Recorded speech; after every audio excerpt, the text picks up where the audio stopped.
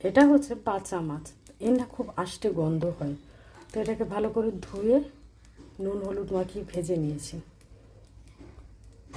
এবার এখানে একটু সাদা জিরে ফোড়ন দেবো যাতে আষ্টে গন্ধটা কম বেরোয়।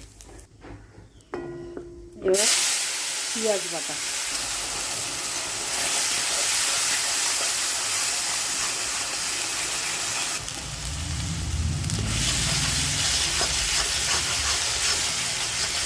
একটা টমেটো ছোট্ট, আদা রসুনটা পেস্ট করে নেব।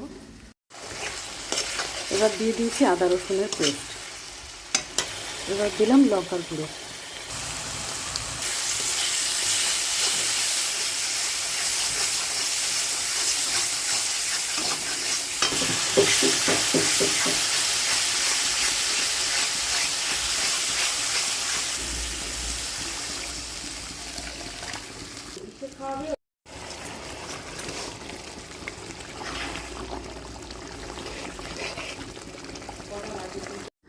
তো আমি এটা নামিয়ে নিয়েছি, বাটি বাটি করেও নিয়েছি। এবার খেতে দেবো।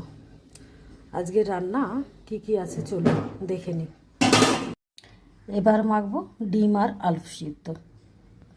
আজকে দুপুরের রেসিপি এটাই, যে মাছের ঝোল, ডিম, শাক, আর মানে ডিম আলু সিদ্ধ আর শাক, এটা দুপুরের। আর রাতে তো চিলি চিকেন ফ্রাইড রাইস আছে।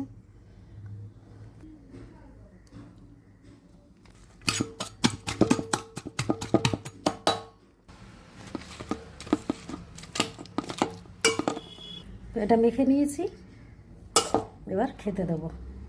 আর এটা হচ্ছে পাট শাক রসুন দিয়ে যেটা করেছি, একটু নরম নরম করেছি, তার কারণ কড়কড়ে কুড়কুড়ে মানে শুকালে বেশি ভালো লাগে না, একটু জল জল থাকলে খুব ভালো লাগে।